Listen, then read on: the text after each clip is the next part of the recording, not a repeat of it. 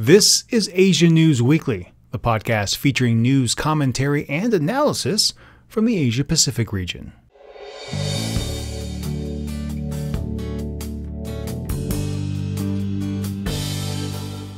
Just what the heck is going on in North Korea? Is conflict unavoidable in the South China Sea? And the plight of the Southeast Asian boat people? Plus stories from Thailand, South Korea, and more are coming up next.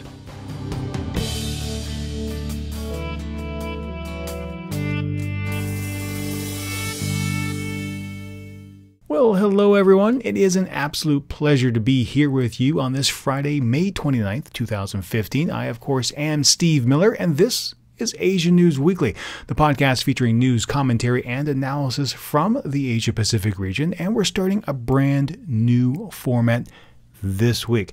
Now, overall, the show isn't going to change all that much, but on AsiaNewsWeekly.net, you will find expanded content from this very podcast in the Asia Now and the Asia Brief podcast streams. So if you hear what you like in this show, go on over to AsiaNewsWeekly.net, where you'll be able to find even more. That being said, let's get started.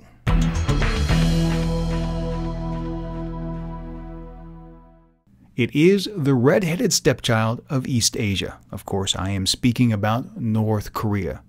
The dictatorial regime is sandwiched between reluctant allies China and Russia and a slew of other concerned parties, including South Korea, Japan, and by proxy, the United States. In 2013, we saw Kim Jong-un create a worldwide sensation, despite being the head of a very small, 25 million strong society. In recent months, we've also seen an uptick in activity, missile launches, threats against South Korea, top-level military generals being culled, and once more, problems at the joint-operated Kaesong Industrial Complex.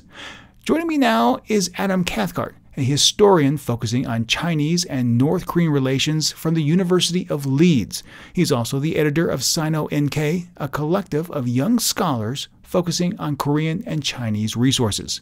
Adam, welcome to the podcast. Thanks, Steve. Glad to be with you. All right, well, let's turn our attention to the young leader, Kim Jong-un. A lot of speculation, as always, as to how much power he actually wields. Where does he stand with the DPRK leadership?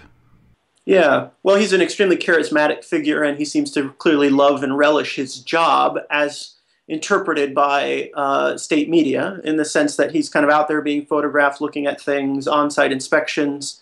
When he disappears for 35 days or 40 days, it's a really big deal because he's just literally everywhere. And he's sort of taken on the personality of a micromanager, much like his father, and particularly his grandfather.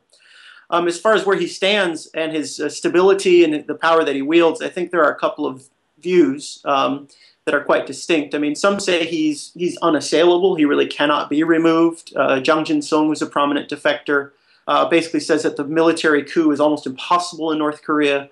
Andrei Lankov says, and Andrei Lankov is a scholar of purges and of factionalism within the Workers' Party, basically says, as a unit, the overall elite in North Korea have to support him because they know that if he goes down and the regime goes down, and then everybody is, as James Pearson, the reporter, says, driving taxi cabs in Seoul.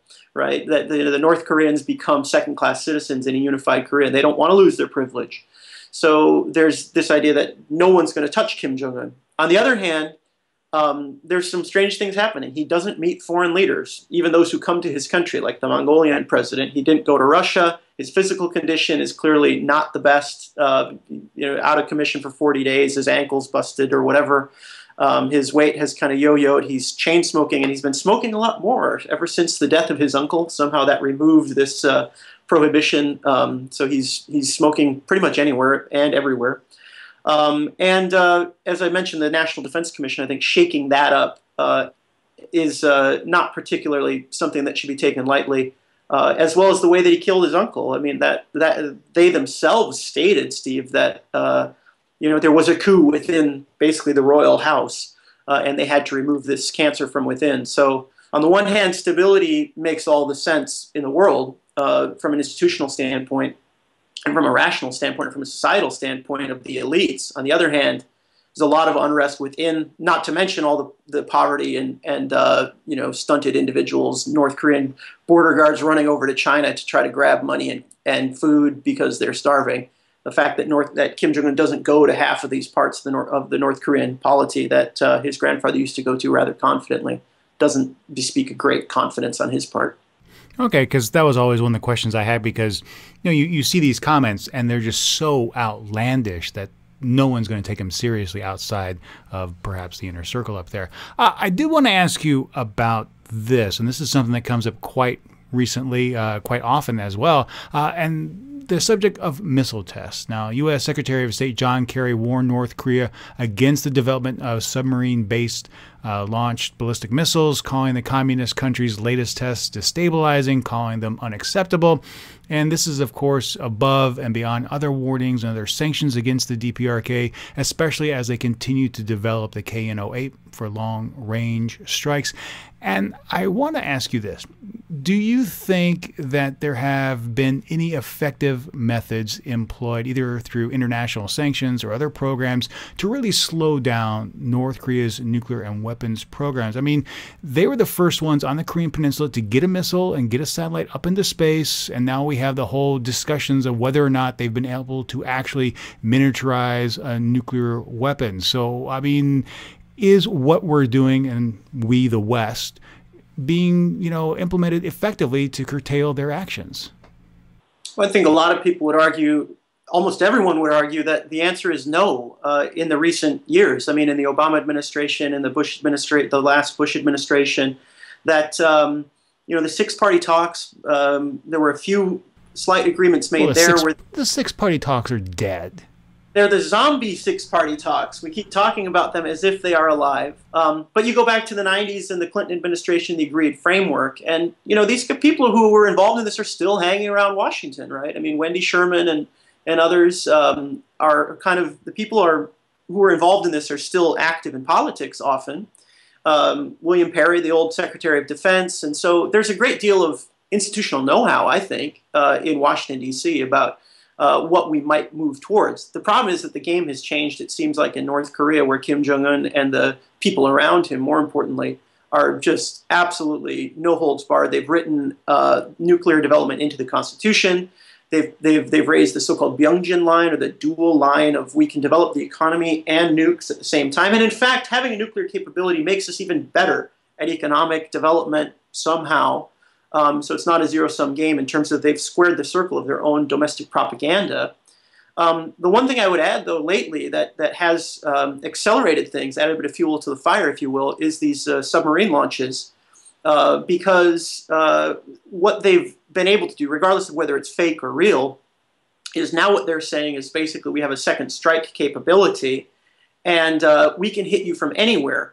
And the National Defense Commission statement of a couple days ago, the first one since the so-called purge, really accelerated things and said, we can hit you from anywhere. And it's not just you, America, it's the Japanese as well. Right. So, well, that was the big concern with the KN-08s being a mobile launch. You can move those trucks and launch those missiles anywhere within the DPRK, and they have a fairly extensive range, being able to hit some American territories. And now you have the potential for a submarine-based launch. I mean, that really changes the dynamics in East Asia. Absolutely. Now, reading Chinese media, as I try to do quite frequently on the North Korean issue, or the issues, I should say, is instructive, though, because the Chinese are they're concerned, absolutely. And you speak to Chinese analysts privately, and they will tell you, and they'll say in public at think tank gatherings and conferences like the ASEAN Forum and others, that they're deeply concerned about North Korean nuclear development because it could mean a nuclear accident that would spread into northeast China, a kind of Fukushima effect on public opinion and on the public in the Northeast. They're worried about missiles because North Korea can aim those west as well as east. And not only those missiles, but the other topic, speaking of missiles, is of course THAAD being deployed in the Korean area, and China doesn't want that as well. No, they don't. So they are more sympathetic to the North Korean point of view. And you'll sometimes read an editorial in the Rodong Shinmun, the party newspaper, and you'll think, wow, this reads like it could be Xinhua. There's a lot of commonality still in terms of security between these old socialist allies, in spite of the fact that they they actually do have a security treaty in place that neither one really wants to talk about. They have a lot of commonality on missile defense in particular. I think North Korea, though, and we've seen this especially with Kerry in Seoul, I think it's a bargaining chip for China in the sense that it's a push, and they know that the Americans need them to put the screws on or to slow things down or to start policing the border a little bit better in terms of luxury goods or mobile missile launchers. I mean, those things don't just sneak over the border. Somebody's got to, someone in the People's Liberation Army has to let some of those through. So I think that it's certainly all of a piece. And China's not too thrilled about American missile defense and all the buddying up with Japan as well. So I don't believe that North Korea is, as one editorial in a Netherlands foreign policy newspaper, Volkskrant, came up with. They're not China's dog. They're not China's German Shepherd that can just be sort of unleashed at a moment's notice against the West. But they're definitely part of that broader chessboard in U.S.-China competition. And that's another reason that the Chinese are not, going to put the screws on. And I think Kerry is dreaming a little bit if he thinks that, China's really going to be this is it. This is the time the Chinese really turn the corner on North Korea. I don't see that happening. All right. Adam Cathcart over at the University of Leeds and, of course, Sino-NK.com. Thanks so much for your time. Anytime, Steve. Glad to do it. Thank you. Adam and I touched on a whole lot of other topics. To hear the entire conversation, visit AsianNewsWeekly.net and look for the episode in the Asia Now podcast feed. Now, do you have an opinion on North Korea? Don't be shy. I want to hear it, so please chime on in.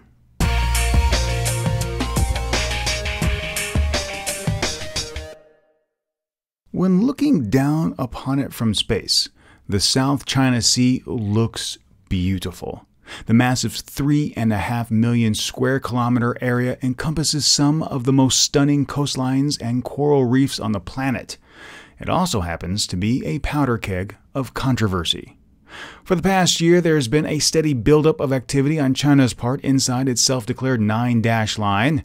There was even deployment of an oil rig inside Vietnam's established exclusive economic zone, of course, the bullying of weaker ASEAN members, and of course, the unprecedented land reclamation efforts that have quadrupled in recent months. We now may be entering a new phase as tensions in the region increase. China repeatedly calls the roughly 90% of the South China Sea unquestionably theirs and considers all landmasses within that boundary under Beijing's sovereign control. The United States has, of late, been showing more force in the area, strengthening ties with ASEAN members and forming a trilateral alliance between Japan and Australia to promote greater maritime security. China's President Xi Jinping told Secretary John Kerry on his recent visit that the two nations shouldn't be distracted by insignificant differences and that the Pacific Ocean was big enough for the two great nations. Joining me now via Skype is Jonathan Miller, fellow on East Asia for the East-West Institute. Jonathan, welcome back to the podcast. Thanks a lot, Steve. Good to be here. All right, so we're talking South China Sea, and of course, China. Beijing is digging in on those reclaimed reefs, forming those little islands there. They have some even with alleged anti-aircraft guns. The United States is strengthening its ties with its allies to try and stop China from expanding.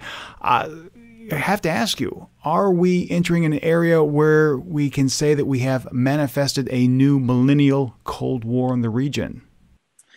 Well, thanks, Steve. Yeah, I mean, as you correctly noted, that tensions are increasing quite a bit in the South China Sea. I'm not quite sure that at this point yet we're at the point to declare it at a Cold War level per se. But that being said, I think the U.S. has been signaling that it's to its allies in the region, especially the Philippines and even to Vietnam, which is not one of its treaty allies, that it needs to show some reassurance here to the Chinese assertiveness in the South China Sea. As you mentioned, the land reclamation projects in the South China Sea have raised great concerns in Southeast Asia, and I believe that a lot of this kind of the release of the United States video via CNN of the surveillance flights. A lot of this is meant to as a signal to China that that the United States is not going to just sit by and allow this to happen. I think as a little bit of context too, it's interesting to kind of link this a little bit to what's happening and what has happened in the East China Sea with Japan. It's not the situations are quite different, but I think it follows a greater trend of how the U.S. sees Chinese maritime assertiveness in Asia, and if you see even recently through Assistant Secretary of State Daniel Russell's testimony. Where he basically tried to frame it that way, saying that this is more about the freedom of navigation, the rule of law, and I think that's more the angle that the United States is going on, rather than just all of a sudden doubling down specifically on the South China Sea. Now, you mentioned it already, the CNN video where they were on board that quote-unquote spy plane and they were being hailed by China to be told to leave the area. The United States has also come out and said they're thinking about possibly going even closer to some of the area that China says is theirs. Over the past weekend, Deputy Secretary of State Anthony Blinken said that we could enter an area or a point where skirmishes could occur. Do you think that is likely, given how adamantly China is saying that all the area outlined by the 9-dash line is inherently theirs? Well, I think it is possible. I mean, there was, I believe it was in 2012, the incident with the USS, the Cowpens ship. It actually might have been a bit later, but that was an incident that was where the USS Cowpens had to make a very quick diversion in order not to be hit by a Chinese ship. So I think that these type of miscalculations, when you're when you're putting assets in the area, there's always a chance of that. I feel like that was one of the concerns with China declaring the air defense identification zone in the East China Sea a while back, and the U.S. Quickly responded to that by sending its airplanes directly over that zone and not without consideration of Beijing's unilateral declaration. So I think there is still a chance for these miscalculations in the South China Sea, and something to really watch out for, which I'm concerned about. But as things escalate, is China potentially also making that move to make a unilateral declaration of an air defense identification zone in the South China Sea, similar to what it did in East China Sea with the dispute with Japan. I think that would really up the stakes if they were to do that. That was Jonathan Miller with the East-West Institute. And if you'd like to hear our entire expanded conversation, you'll be able to do so on our website, asianewsweekly.net. Just look for the Asia Now podcast featuring our discussion. Now, before I go, I do want to hear from you. Do you think 2015 will be the year shots will be fired in the South China Sea? Or do you think cooler heads will prevail?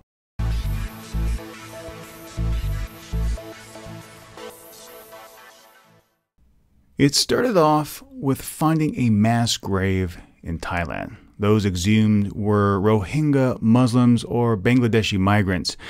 Since that grisly discovery at the beginning of May, the situation has become a crisis for ASEAN member states.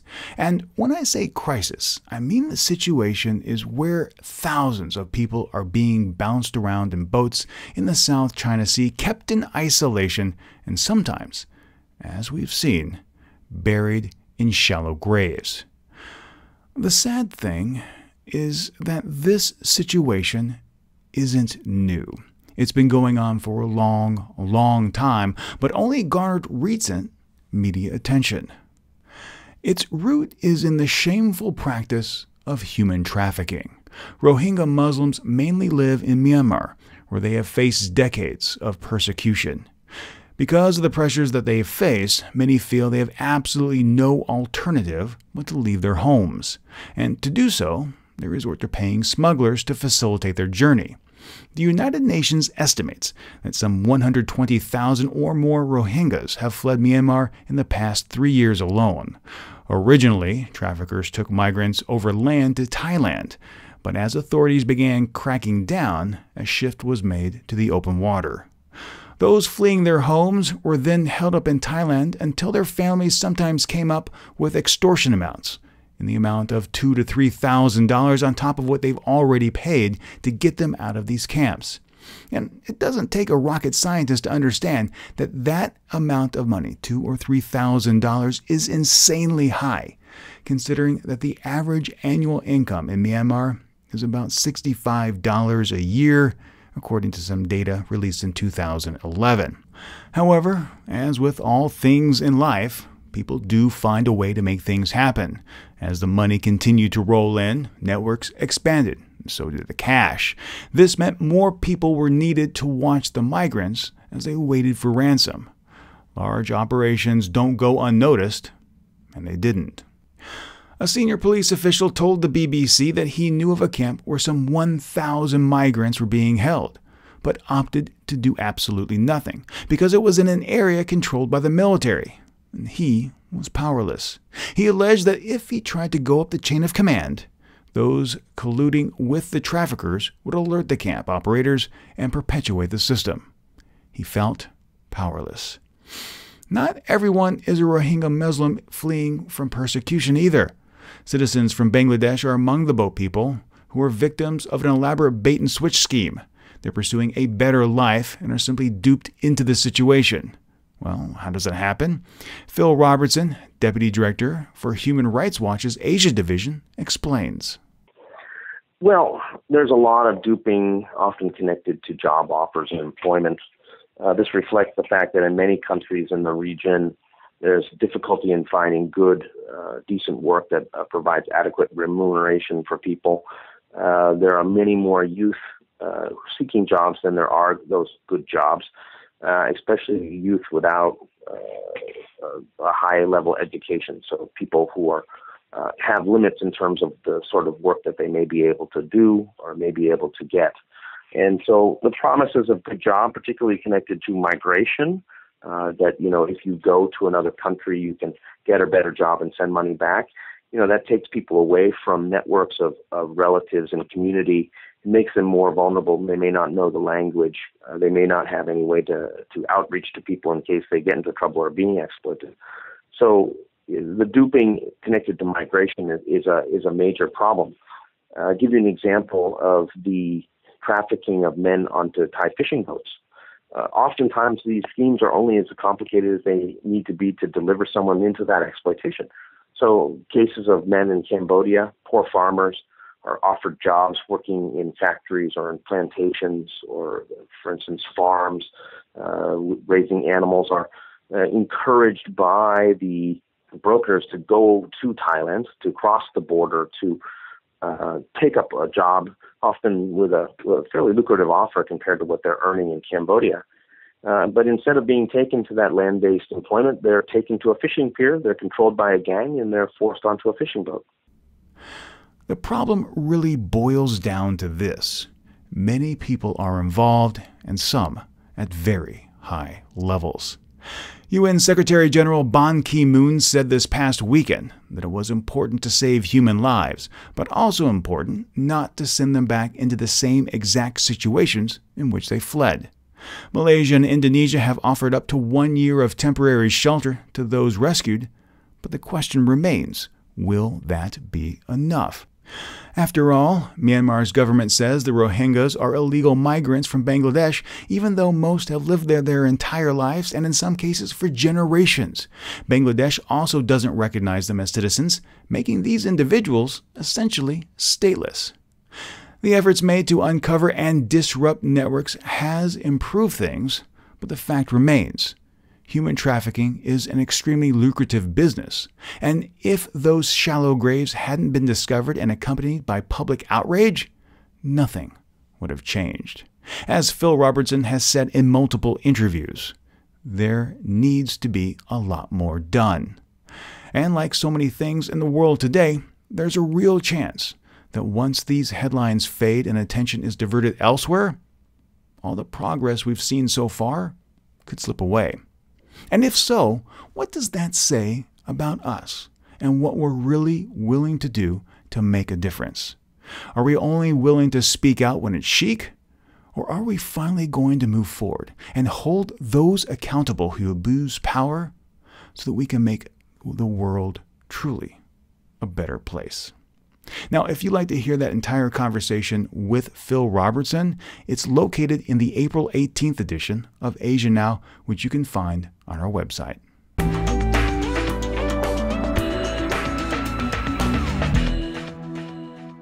1 year has passed since Prayut Chan-o-cha staged a bloodless coup and assumed total control of Thailand. While the former general has retired from the military, he's still in charge and shows no sign of relinquishing control after putting in place a hand-picked national legislature and invoking the sweeping powers afforded to him under Article 44. Human Rights Watch says the military junta has used dictatorial power to systematically repress human rights throughout the country.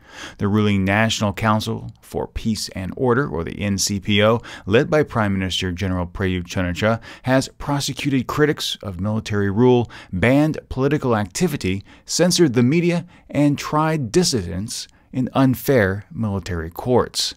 Brian Adams, Human Rights Watch's Asia director, said, "1 year since the military coup, Thailand is a political dictatorship with all power in the hands of one man.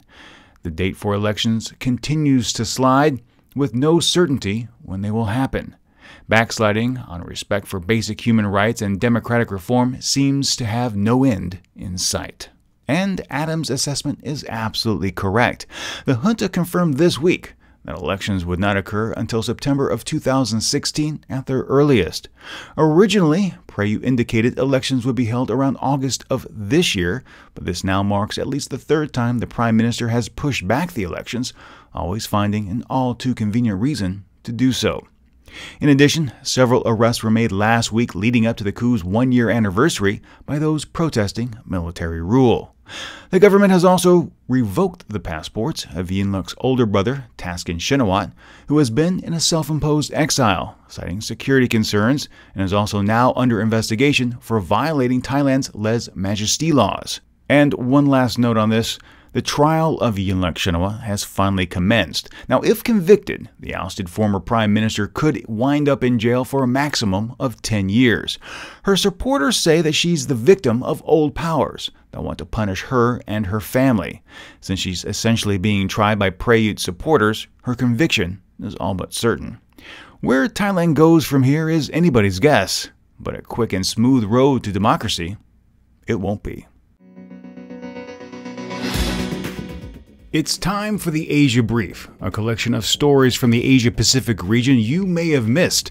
Coming up, South Korea becomes Big Brother, a visit to the Yasukuni Shrine, Australia gets tough on ISIS supporters, and a whole lot more.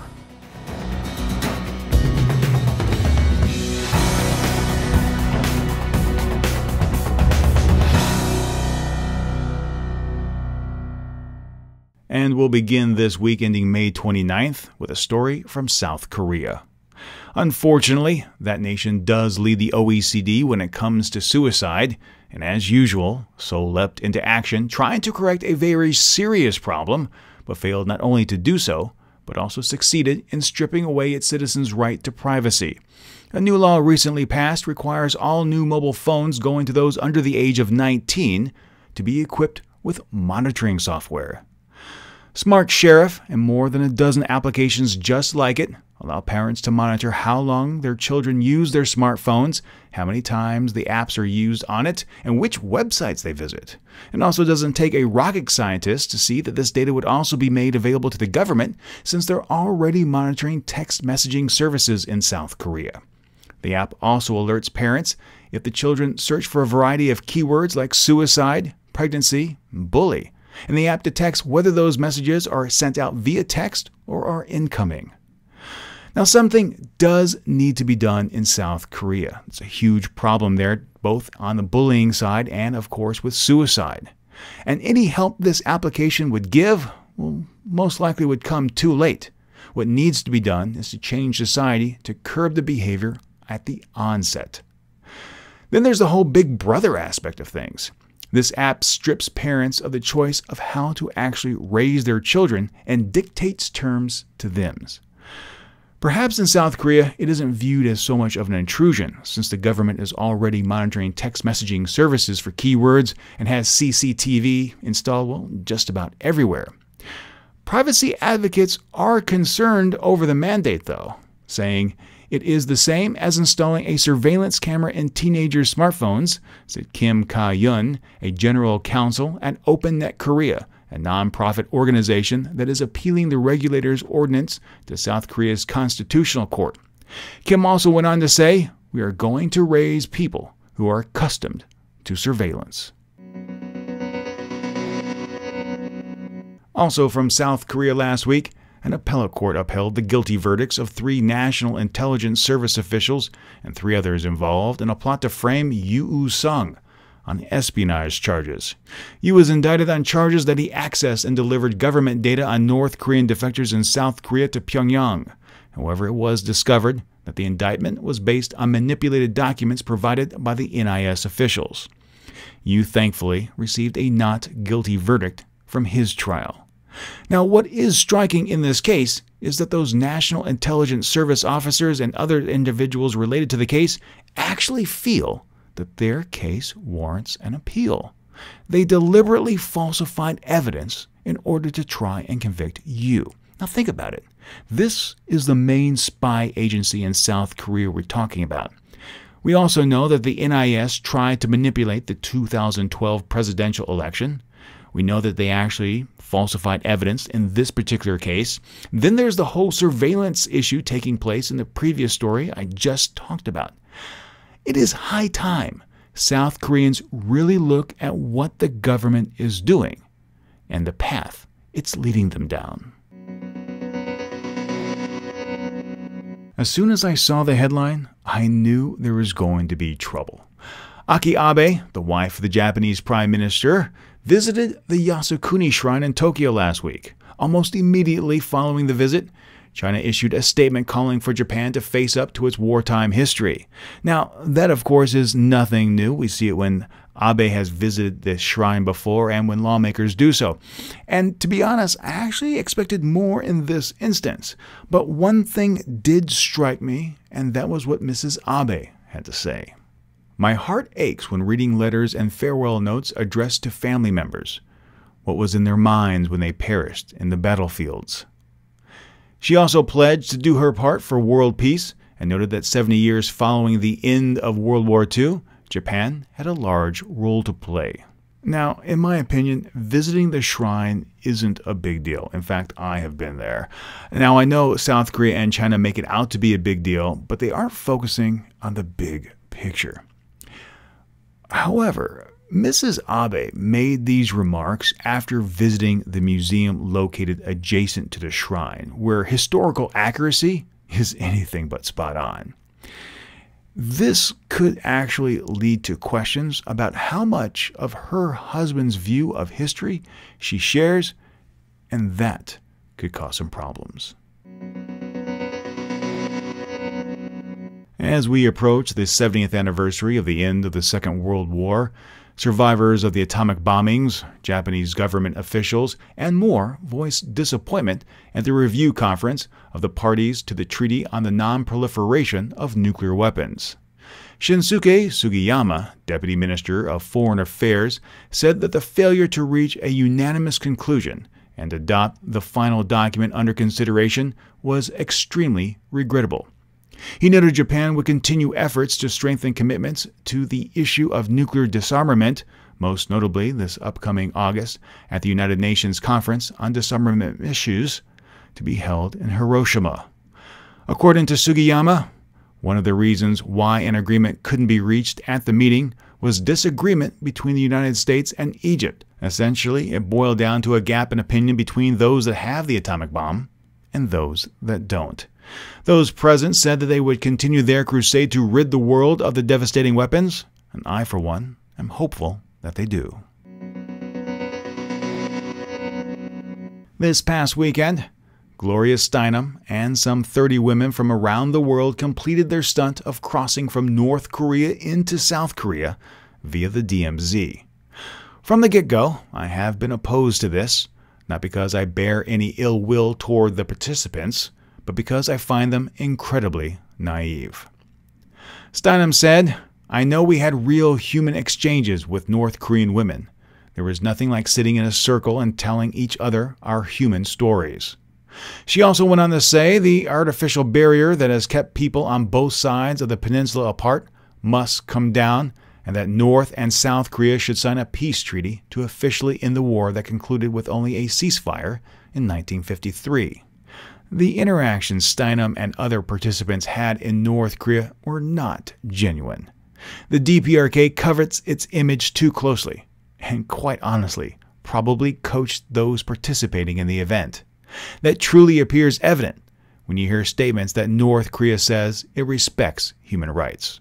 Let me tell you, it doesn't.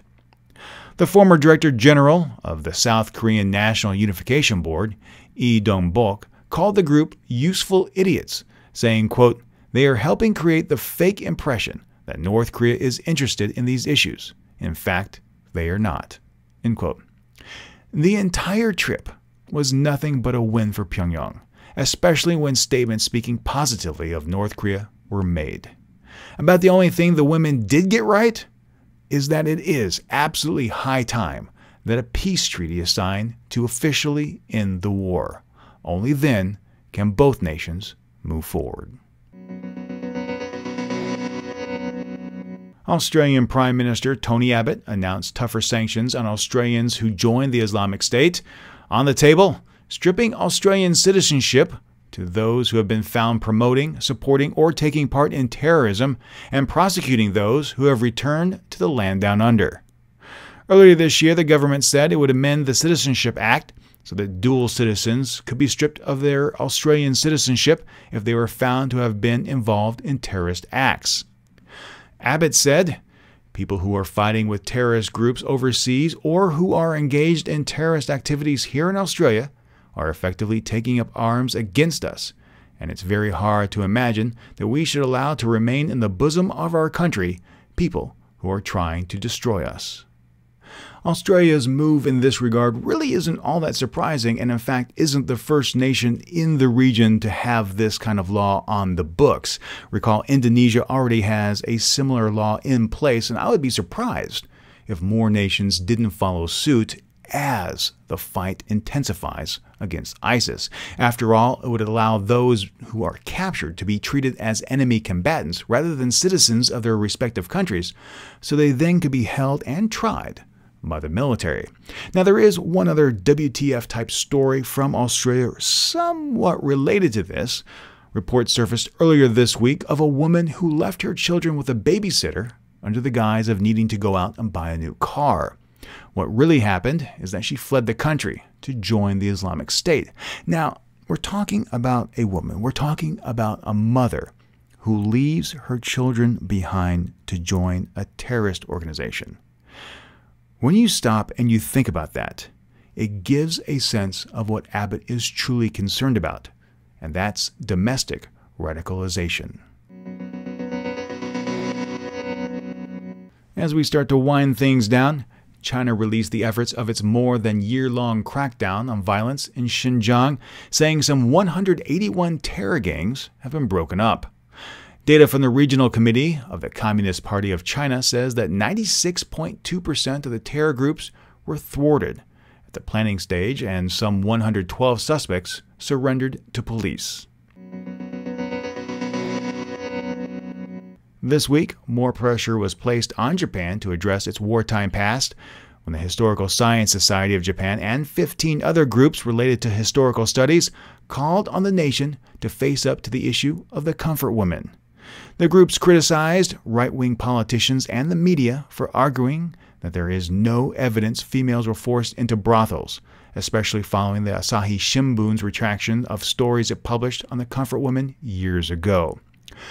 Toro Kubo, chairman of the Historical Science Society of Japan and a professor at Shinsu University, said, quote, "This statement reflects the will of several thousand historians in Japan. politicians, and others should not speak or behave irresponsibly without taking account of facts confirmed by historians." End quote. And finally, Joshua Wong, the teenage face of Hong Kong's umbrella movement, was denied entry into Malaysia this week. Wong posted on his Facebook page Tuesday that a Malaysian immigration official denied him entry because of a government order. The incident took place on Penang, and neither side has really elaborated. Wong was scheduled to speak at a series of seminars on the grassroots democracy movement in China and Beijing's 1989 crackdown on the protesters at Tiananmen Square.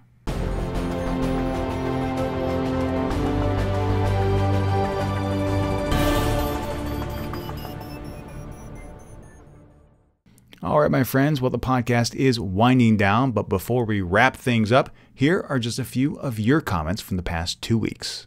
First up, there's a comment from J. Deng Tufai on the Amos Yee conviction. "You don't see the Western countries saying anything because Singapore is their friend.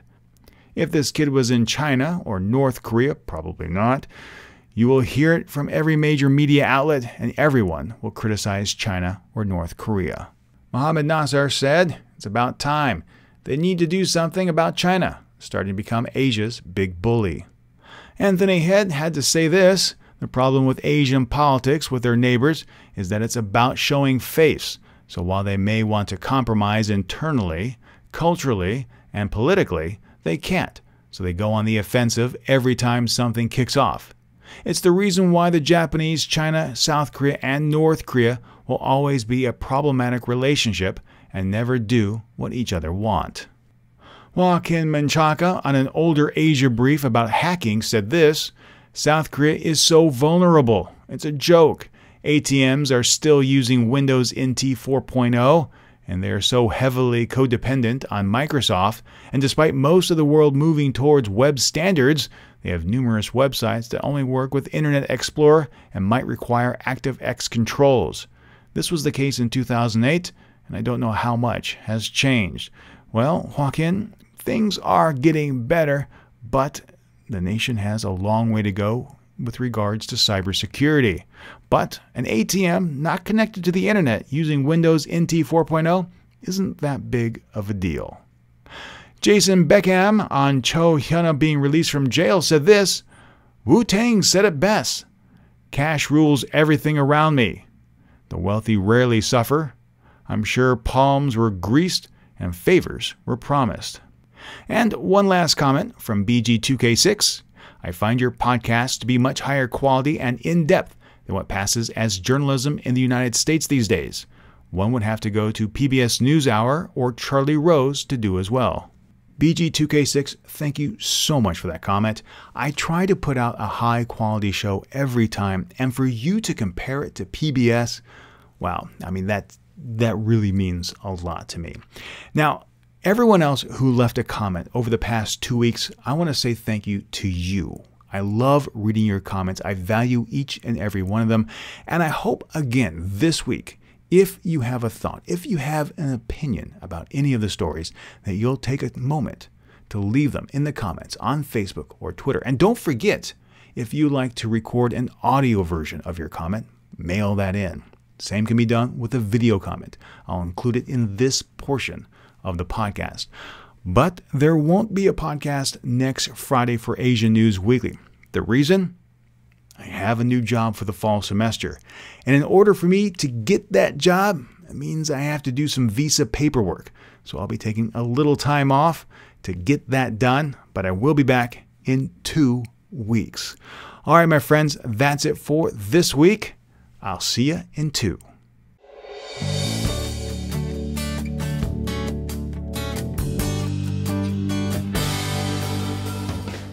My friends, if you enjoyed this week's podcast, please share it with your friends, and if you haven't, subscribe. It's absolutely free, and when you do, the next episode is delivered automatically to you. Subscribing is really easy. Just go to our website, asiannewsweekly.net, or you can subscribe in your favorite podcast application. Now, if you want more news from the region, I got you covered there. Follow Asian News Weekly on Facebook or Twitter, and if you have a question, a comment, or some feedback about the show, please shoot me a message. My email address is podcast@asiannewsweekly.net. Again, thank you so much for joining me this week. My name is Steve Miller, and until next time, remember to be true to yourself and to always be awesome.